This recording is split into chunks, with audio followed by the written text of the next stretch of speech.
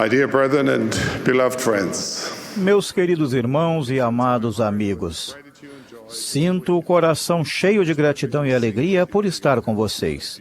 Parabenizo os pais e avós que trouxeram consigo seus filhos e netos. Congratulo-me com vocês, rapazes, que fizeram a escolha de estar aqui hoje. Este é o lugar para vocês estarem. Espero que sintam a fraternidade que nos une. E oro para que aqui, entre seus irmãos, vocês sintam envolvimento, apoio e amizade. Nós, homens, às vezes nos identificamos por títulos. Muitos de nós temos mais de um título, e cada um deles expressa algo importante sobre nossa identidade. Por exemplo, alguns títulos descrevem nosso papel na família, como filho, irmão, marido e pai. Outros descrevem a nossa função no mundo, tal como médico, soldado ou artesão. E alguns descrevem nosso cargo na igreja. Gostaria hoje de sugerir 4 títulos que creio se aplicam a todos os portadores do sacerdócio no mundo. Títulos que podem ajudar-nos a reconhecer nosso papel individual no plano eterno de Deus e nosso potencial como portadores do sacerdócio na Igreja de Jesus Cristo dos Santos dos Últimos Dias. Um título que define todos nós de modo extremamente fundamental é Filho do Pai Celestial. Não importa o que mais sejamos ou façamos na vida, jamais devemos esquecer que somos literalmente filhos espirituais de Deus.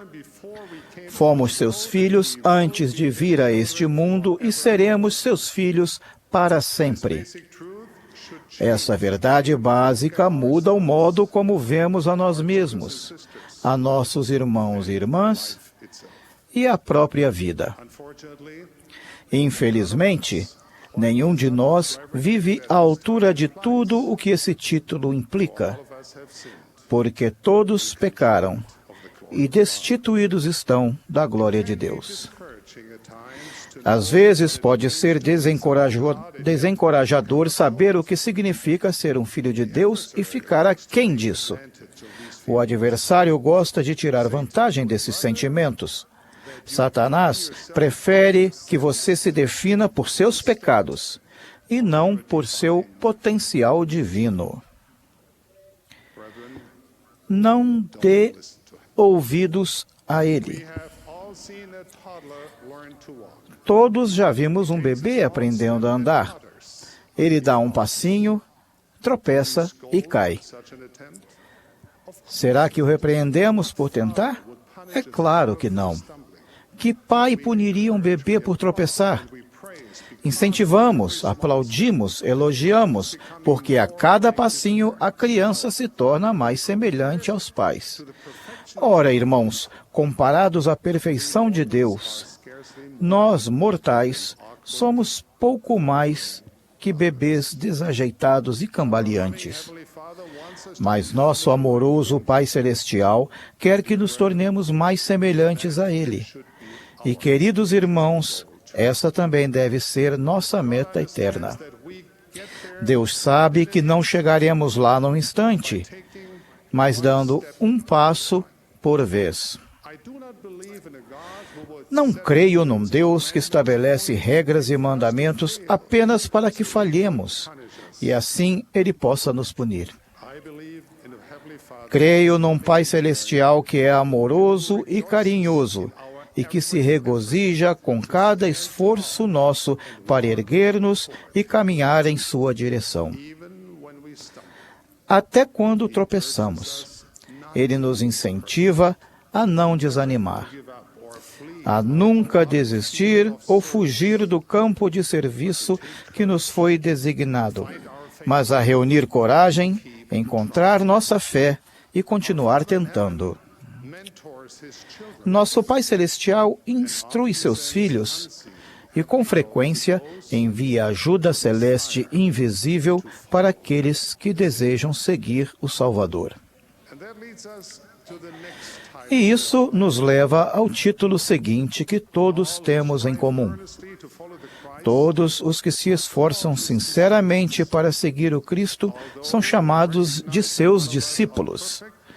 Embora reconheçamos que nenhum de nós é perfeito, não usamos esse fato como desculpa para baixar nossas expectativas, para viver abaixo de nossos privilégios, para adiar o dia de nosso arrependimento ou para recusar-nos a crescer e a tornar-nos seguidores mais perfeitos e refinados de nosso Mestre. Lembre-se de que a Igreja de Jesus Cristo dos Santos dos Últimos Dias não foi feita para homens e mulheres perfeitos ou que não são afetados pelas tentações mortais, mas sim para pessoas exatamente como você e eu. E ela é edificada sobre a rocha de nosso Redentor, o Senhor Jesus Cristo. E graças à sua expiação, podemos ser purificados e tornar-nos cidadãos da família de Deus. Sem a expiação de Jesus Cristo, a vida seria um beco sem saída, desprovido de esperança ou futuro. Com a expiação, a vida é uma jornada enobrecedora e inspiradora de crescimento e desenvolvimento que conduz à vida eterna na presença de nosso Pai. Embora a expiação vise nos ajudar a tornar-nos mais semelhantes a Cristo, ela não visa tornar-nos todos iguais. Às vezes, confundimos diferenças de personalidade com pecado. Podemos até erroneamente achar que por alguém ser diferente de nós, isso deve significar que aquela pessoa não agrada a Deus. Essa linha de pensamento faz com que alguns acreditem que a Igreja deseja usar o mesmo molde para todos os membros, que todos devemos parecer, pensar, sentir e comportar-nos como todos os outros. Isso contradiz a sabedoria de Deus, que criou cada homem diferente de seu irmão, cada filho diferente de seu pai. Até os gêmeos idênticos não são idênticos em sua personalidade e identidade espiritual. Isso também contradiz o intento e propósito da Igreja de Jesus Cristo, que reconhece e protege o arbítrio moral, com todas as suas consequências de longo alcance, que todo e cada filho de Deus possui. Como discípulos de Jesus Cristo, somos unos em nosso testemunho do Evangelho restaurado e em nosso compromisso de guardar os mandamentos de Deus. Mas somos diferentes em nossas preferências culturais, sociais e políticas.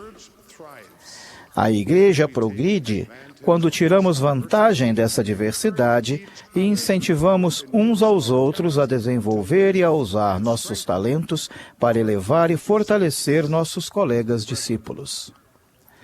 Irmãos, o discipulado é uma jornada de toda uma vida seguindo nosso Salvador. Ao longo de nosso caminho metafórico de Belém ao Gólgota, teremos muitas oportunidades de abandonar a jornada. Às vezes, parecerá que o caminho exige mais do que havíamos desejado. Mas como homens do sacerdócio, precisamos ter a coragem de seguir nosso Redentor, mesmo que nossa cruz nos pareça pesada demais para carregar. A cada passo que dermos para seguir o Filho de Deus, lembremos que ainda não somos perfeitos. Sejamos, porém, discípulos firmes e constantes. Não desistamos. Sejamos fiéis a nossos convênios. Jamais percamos de vista nosso advogado e redentor ao caminharmos em direção a Ele, um passo imperfeito após o outro. Irmãos, se realmente seguirmos nosso Senhor Jesus Cristo, precisamos adotar um terceiro título: Consolador de almas. Nós que fomos ordenados ao sacerdócio de Deus, somos conclamados a praticar a arte da cura. É nossa função edificar, reparar, fortalecer, elevar e curar.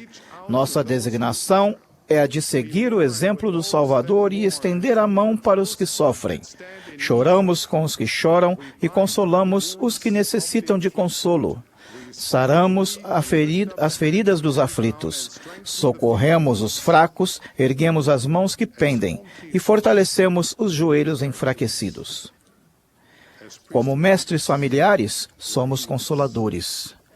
Como líderes do sacerdócio, somos consoladores. Como pais, filhos, irmãos e maridos, devemos ser consoladores comprometidos e dedicados. Levamos em uma das mãos um recipiente de óleo consagrado para abençoar os enfermos. Na outra, levamos pão para alimentar o faminto. E no coração, levamos a agradável palavra de Deus que cura a alma ferida. Essa é nossa primeira e maior responsabilidade como portadores do sacerdócio. E isso se aplica tanto aos portadores do sacerdócio arônico quanto aos de Melquisedeque. O Evangelho restaurado de Jesus Cristo abençoa vidas não apenas quando acreditamos nele, porém muito mais quando o vivemos. É na aplicação dos princípios do Evangelho que as pessoas são elevadas e as famílias são fortalecidas. É nosso privilégio e responsabilidade não apenas falar, mas também agir. O Salvador é quem realiza milagres. Ele é o grande Consolador. Ele é nosso exemplo, nossa luz, até nos momentos mais tenebrosos, e Ele nos mostra o caminho correto. Vamos segui-lo. Vamos colocar-nos à altura de nosso papel e tornar-nos consoladores, servindo a Deus e a nosso próximo. O quarto título que todos compartilhamos faz-nos voltar ao primeiro título de nossa lista. Como filhos de nosso Pai Celestial, somos herdeiros de tudo o que Ele tem. O mesmo Espírito testifica com nosso espírito que somos filhos de Deus. E se nós somos filhos, somos logo herdeiros também, herdeiros de Deus e co-herdeiros de Cristo. Se é certo que com Ele padecemos, para que também com Ele sejamos glorificados. Pensem nisso, meus amados irmãos. Somos co-herdeiros com Cristo. Que maravilhoso! Assim sendo, será que faz algum sentido o fato de que muitos de nós dependamos tanto de nosso valioso tempo, pensamentos, meios e energia em busca de prestígio ou riqueza, ou que nos entretenhamos com os mais modernos e interessantes dispositivos eletrônicos? O Senhor colocou diante de nós a promessa divina de que aqueles que forem fiéis de modo a obter estes dois sacerdócios e a magnificar seu chamado, a mim me recebem, diz o Senhor, e aquele que me recebe a mim, recebe a meu Pai. Portanto, tudo o que meu Pai possui, ser-lhe-á dado. Está além da minha capacidade imaginar tudo o que essa promessa representa. Mas sei que é grandiosa, divina, eterna e que vale todos os nossos esforços na vida. Sabendo disso, como podemos deixar de participar com disposição e alegria no serviço ao Senhor e ao próximo, vivendo à altura de nossas responsabilidades no sacerdócio de Deus? Esse é um trabalho extremamente nobre que vai desafiar todo o aspecto e a extensão de todas as nossas capacidades. Será que desejamos ver os céus abertos e testemunhar a inspiração do Santo Espírito a mostrar-nos o caminho? Então, tomemos a foice e nos empenhemos nesta grande obra. Uma causa que é maior do que nós mesmos. O serviço a Deus e ao próximo vai desafiar-nos e transformar-nos em algo maior do que jamais imaginamos ser possível. Talvez você se imagine como alguém desnecessário, que é menosprezado ou indesejável, um ninguém. Sinto-me sinceramente triste por todo portador do sacerdócio que se sinta assim. Sem dúvida, você não é menosprezado nem indesejável para seu Pai Celestial. Ele ama vocês. E digo com toda a segurança que você é necessário na igreja. Sabia que Deus escolheu as coisas loucas deste mundo para envergonhar as sábias, e Deus escolheu as coisas fracas deste mundo para envergonhar as fortes? Talvez seja verdade que sejamos fracos. Talvez não sejamos sábios nem fortes. Mas quando Deus age por nosso intermédio, ninguém nem nada pode deter-nos. É por isso que você é necessário. Você tem sua própria contribuição especial a fazer, e Deus pode magnificar essa contribuição de modo vigoroso. Sua capacidade de contribuir não depende de seu chamado na igreja. Suas oportunidades para servir são ilimitadas. Se estiver esperando à margem do caminho, incentivo-o a entrar no jogo.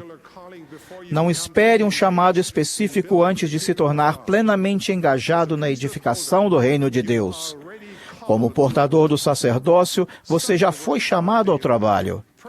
Estude a palavra de Deus diariamente. Ore ao Pai Celestial todos os dias. Incorpore os princípios do Evangelho restaurado. Dê graças a Deus e peça sua orientação. Depois, viva o que aprendeu, primeiro em sua família, mas também em todas as situações de sua vida. Na sinfonia do grande compositor, você tem sua própria parte para desempenhar, suas próprias notas para cantar. Deixe de fazê-lo e, sem dúvida, a sinfonia prosseguirá. Mas se você se erguer e unir-se ao coro e permitir que o poder de Deus haja por seu intermédio, verá as janelas do céu se abrirem, e Ele vai derramar sobre vós uma bênção tal até que não haja lugar suficiente para recolherdes. Eleve-se ao seu verdadeiro potencial como filho de Deus, e você poderá ser uma força para o bem em sua família, em seu lar, em sua comunidade, em sua nação e, de fato, no mundo todo. E nesse processo, à medida que perder a sua vida no serviço ao próximo, você crescerá e se desenvolverá até atingir a medida da estatura completa de Cristo. Então estará preparado para herdar, com Cristo, tudo o que o Pai possui. Meus queridos irmãos, meus queridos amigos, vocês são importantes. Vocês são amados. Vocês são necessários. Esta obra é verdadeira. O sacerdócio que vocês têm o privilégio de possuir é realmente de Deus. Oro para que, ao ponderarem os muitos títulos de um digno portador do sacerdócio, vocês descubram um vento divino a impeli-los, elevando-os sempre ao alto, rumo à grande herança que o Pai Celestial reservou para vocês. Deixo-lhes essa bênção e meu testemunho. Em nome de Jesus Cristo. Amém.